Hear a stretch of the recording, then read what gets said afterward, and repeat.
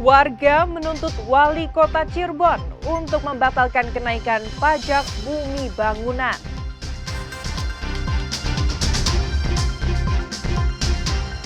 Sidang lanjutan Lisa Mariana dan Ridwan Kamil kembali digelar.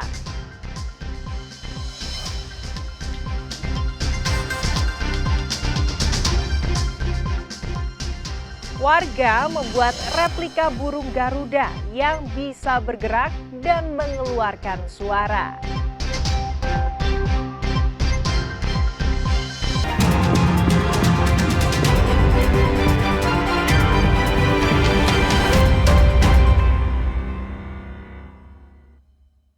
Selamat pagi saudara, selain ketiga informasi utama tadi, kami masih memiliki informasi menarik lainnya. Saya Fida Alatas akan menemani Anda dengan berita independen terpercaya. Kita simak Kompas Jabar selengkapnya.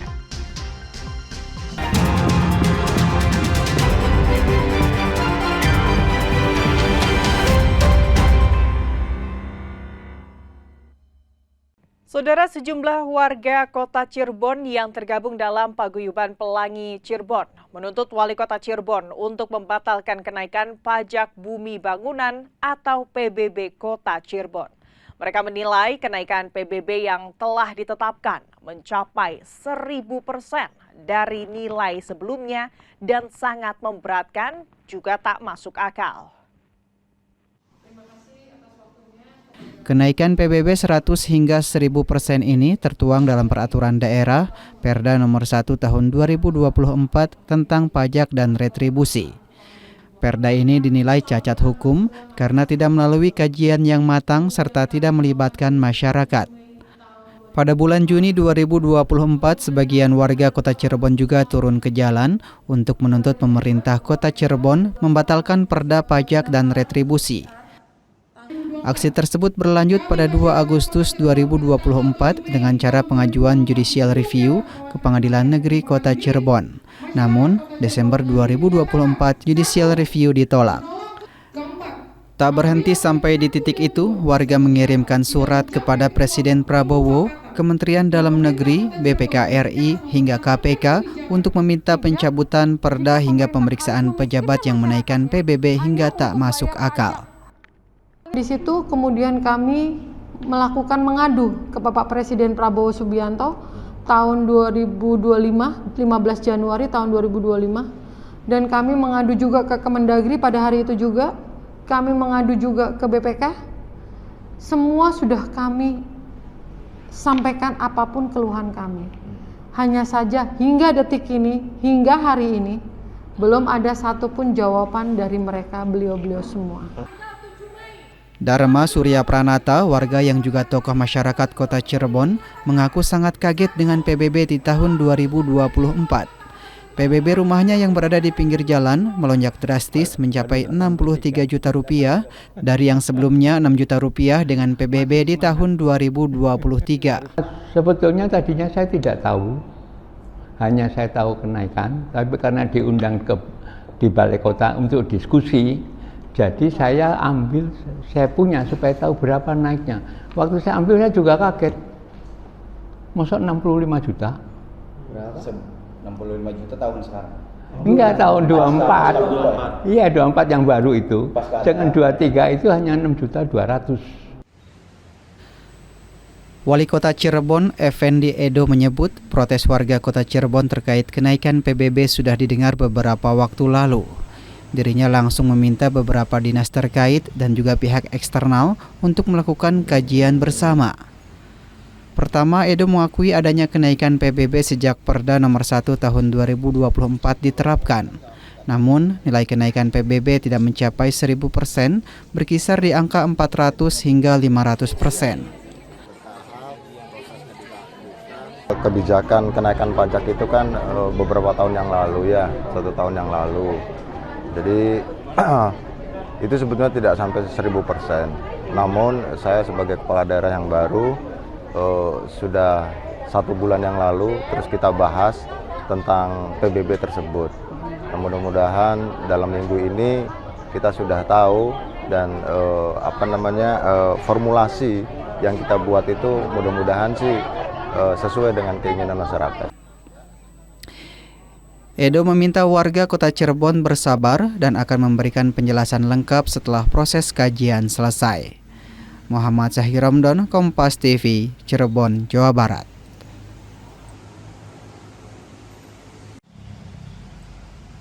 Ratusan warga yang tergabung dalam komunitas pelaku wisata menolak dengan tegas keberadaan keramba jaring apung atau KJA di pantai timur Pangandaran, Jawa Barat.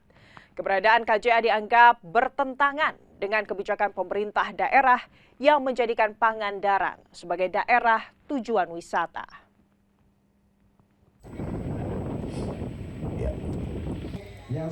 Deklarasi warga yang mengatasnamakan Forum Komunikasi Para Pelaku Wisata Pangandaran ini digelar di Susi International Beach Strip, Pantai Pangandaran, Rabu lalu.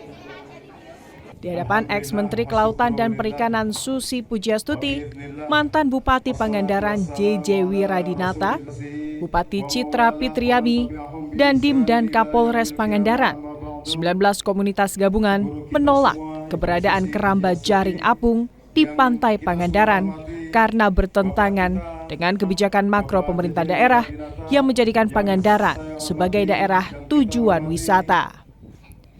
Selain itu, keberadaan keramba jaring apung bertentangan dengan regulasi nasional dan Perda Provinsi Jawa Barat tentang tata ruang laut, serta dengan adanya KJA juga akan menimbulkan kerusakan lingkungan dan ekosistem laut.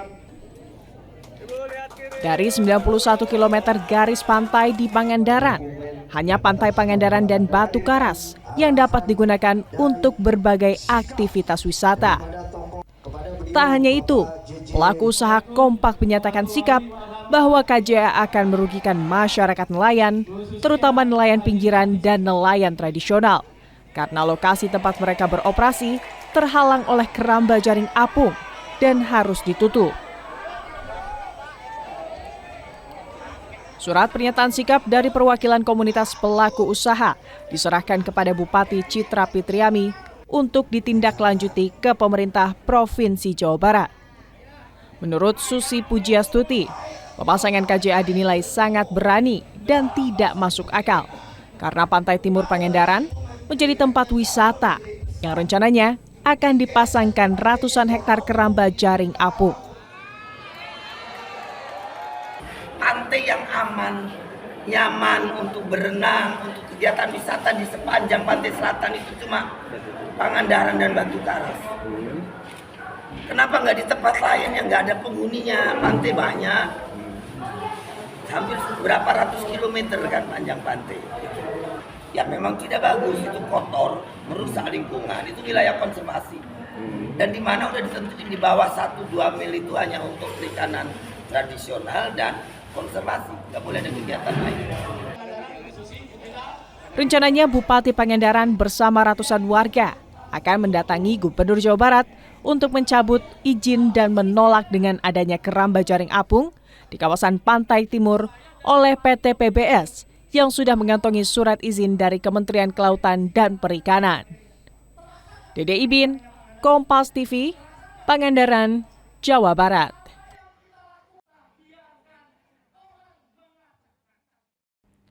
Sidang lanjutan Lisa Mariana dan Ridwan Kamil kembali digelar, Saudara. Sidang beragendakan penyerahan bukti-bukti eksepsi kompetensi absolut dari pihak tergugat, yakni Ridwan Kamil.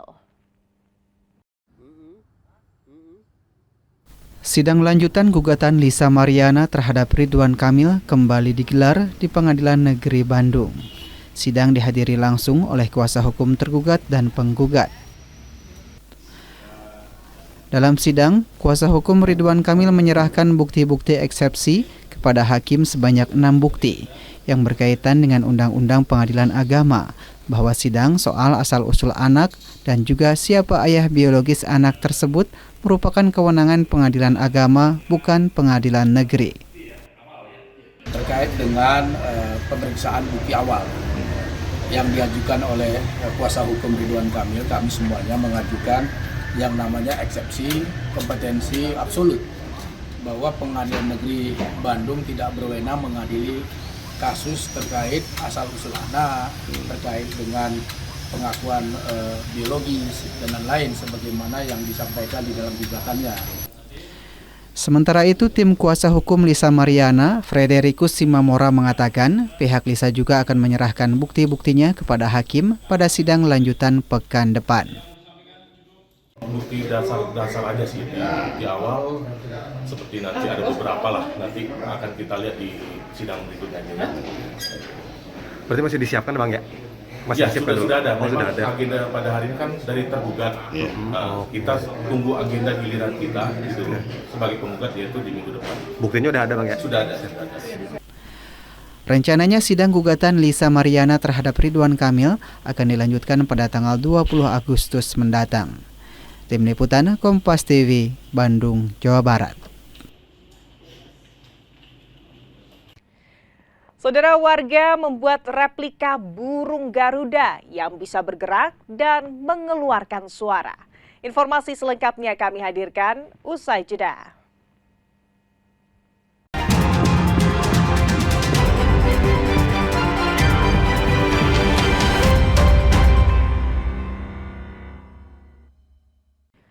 Saudara, Menteri Sosial Saifullah Yusuf memastikan akan terus memperbaiki proses berlangsungnya sekolah rakyat di Indonesia.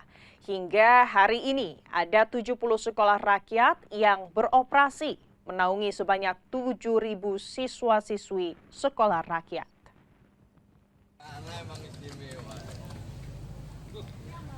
Menteri Sosial Saifullah Yusuf meninjau proses pembelajaran sekolah rakyat di SMPN 18 Kota Cirebon, Kecamatan Lemah Wungkuk, Rabu siang. Mereka berdialog dengan siswa-siswi, orang tua, serta para guru sekolah rakyat Kota Cirebon. Menteri yang akrab disapa Gus Ipul ini mengecek langsung asrama yang menjadi tempat tinggal siswa-siswi sekolah rakyat. Mensos memeriksa kasur 2 lantai, kipas angin, serta lemari untuk menyimpan buku serta barang milik pelajar. Usai pemeriksaan sarana dan prasarana, Menteri berkumpul dengan para siswa, orang tua, dan guru sekolah rakyat. Orang tua bersama anaknya pun mengaku merasa terbantu untuk terus dapat menyekolahkan anaknya. Selama di sini seru, terus juga nyaman lah. Alhamdulillah udah nyaman. Teman-temannya baik semua? Baik. Terus guru-gurunya gimana? Baik juga. Baik juga, alhamdulillah. Ya. Kementerian Sosial bersama kementerian terkait berjanji akan terus memperbaiki fasilitas, sarana prasarana, sekaligus kualitas sekolah rakyat. Hingga hari ini, sudah ada 70 sekolah rakyat yang berdiri dan beroperasi, yang menaungi belajar dan tempat tinggal sekitar 7.000 siswa. Sementara, terkait banyaknya siswa maupun pengajar yang mengundurkan diri, sudah diganti dengan yang baru. Jadi intinya kekurangan-kekurangan itu akan terus kita perbaiki. Saya ajak pemerintah daerah, baik itu kota, kabupaten maupun provinsi, untuk turut membackup, untuk turut juga ikut mengawasi dan memperkuat dan membantu hal-hal yang dibutuhkan yang bisa diintervensi oleh daerah. Jadi kita intinya kolaborasi ini. Menteri Sosial juga menargetkan pendirian sekolah rakyat akan terus dilakukan. Mereka menargetkan pendirian sekolah rakyat melebihi 100 lokasi hingga akhir 2025 ini. Muhammad Syahri Romdon, Kompas TV, Cirebon, Jawa Barat. Menyambut HUT ke-80 kemerdekaan Republik Indonesia, warga Desa Sidaharja, Kecamatan Lakbok, Kabupaten Ciamis, Jawa Barat, menghias kampungnya dengan membuat gapura yang terbuat dari barang bekas. Tak hanya itu, saudara, kreativitas warga semakin terlihat dengan adanya berbagai pernak-pernik unik hasil daur ulang yang menghiasi halaman rumah mereka.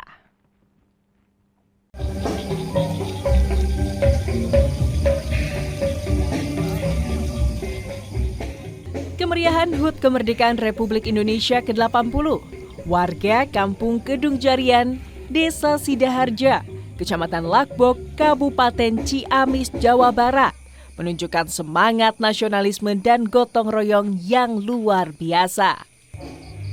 Warga kompak memanfaatkan barang-barang bekas seperti galon air mineral yang disulap menjadi bentuk gapura Agustus yang unik. Wadah air mineral bekas tersebut disusun rapi menggunakan penyangga bambu dan pasang lampu terang. Dan di atas gapura dipasang kerlap-kerlip lampu hias, dibuat menarik dan indah dipandang orang yang melintas di malam hari. Tak hanya itu, kreativitas warga semakin terlihat dengan adanya berbagai pernak-pernik unik. Setiap halaman rumah dipasang pagar dari bambu setinggi 1 meter, lalu dicat merah putih dan di atasnya dibentangkan kain merah putih yang dilengkapi lampu hias. Barang bekas yang sebelumnya tak terpakai kini disulap menghiasi jalan sepanjang 350 meter, menciptakan suasana khas 17-an yang semarak dan penuh semangat. Sejumlah warga tampak bersantai di pos kamling yang terbuat dari kayu itu. Pos yang dijadikan tempat ronda warga dihias menarik, yang dipasangi beberapa ornamen berbentuk laba-laba yang terbuat dari sabut kelapa dan bentuk ular dari kayu. Tokoh masyarakat Bambang Nugraha mengatakan, setiap tahunnya saat momen Agustusan, masyarakat selalu ikut menyemarakan. Inisiatif warga tersebut muncul secara swadaya tanpa adanya paksaan dari pemerintah desa.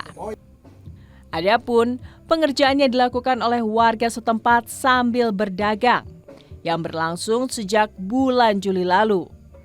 Kegiatan ini bukan sekedar untuk memeriahkan hari kemerdekaan, tetapi juga sebagai bentuk edukasi kepada masyarakat tentang pentingnya menjaga lingkungan melalui pemanfaatan limbah rumah tangga. Awalnya kan mau seperti ini untuk pertanian padi. Nah, daripada galon tersebut nganggur banyak, ada 1000 galon itu kita manfaatkan, bikin suatu gapura yuk gitu. Terbentuklah seperti ini gapuranya gitu.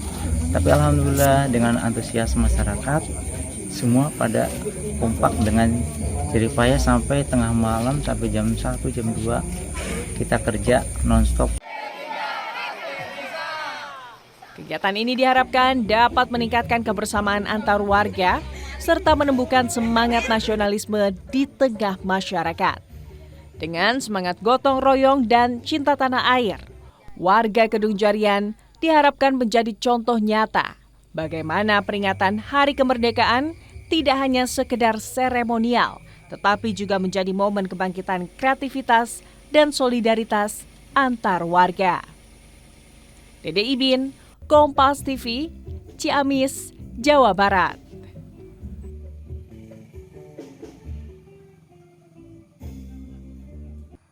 Saudara, berita menarik lainnya dari dunia olahraga akan hadir sesaat lagi. Tetap bersama Kompas Jabar.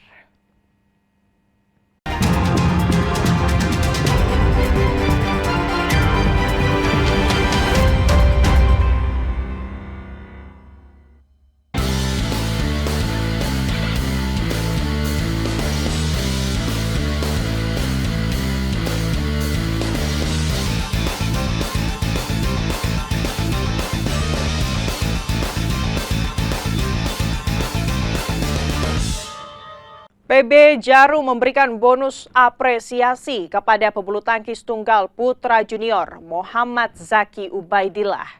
Apresiasi diberikan usai atlet yang akrab disapa Ubed ini memutus puasa gelar juara tunggal putra junior selama 24 tahun di ajang Asia Junior.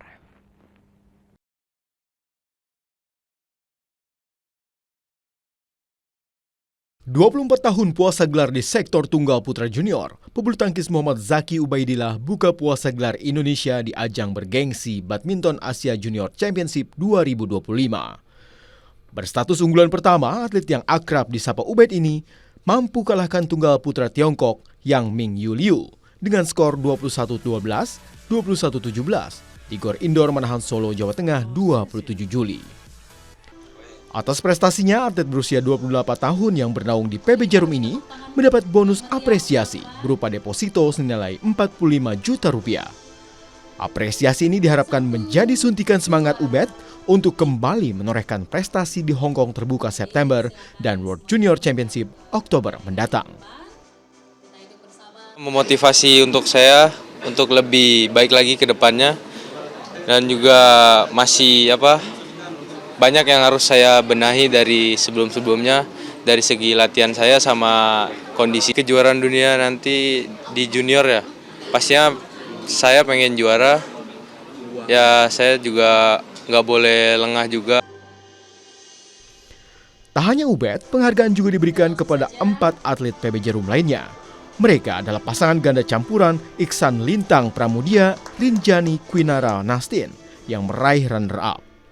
Disusul semifinalis tunggal Richie Duta Ricardo dan semifinalis ganda putri Rizka Anggraini, Rinjani Quinara Nastin.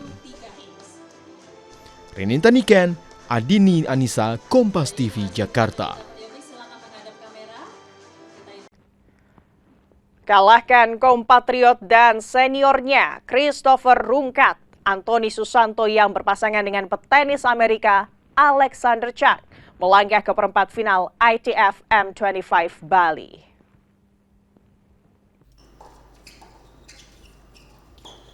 Perang saudara tak terhindarkan pada babak 16 besar sektor ganda turnamen tenis ITF M25 Bali. Anthony Susanto yang menggandeng petenis Amerika Alexander Chak harus jumpa seniornya Christopher Rungkat yang berpasangan dengan wakil Filipina Francis Alcantara. Tak ada poin mudah, kedua pasangan saling berbalas poin sejak awal. Namun, duet Anthony Alexander sukses mencuri kemenangan setelah mematahkan 3 serve lawan. Anthony Alexander menang straight set 6-3 dan 6-4 untuk melangkah ke perempat final. Saudara, dengan berakhirnya informasi tadi sekaligus mengakhiri Kompas Jabar episode hari ini. Saya Fida Alatas beserta kru yang bertugas mengucapkan terima kasih dan sampai jumpa.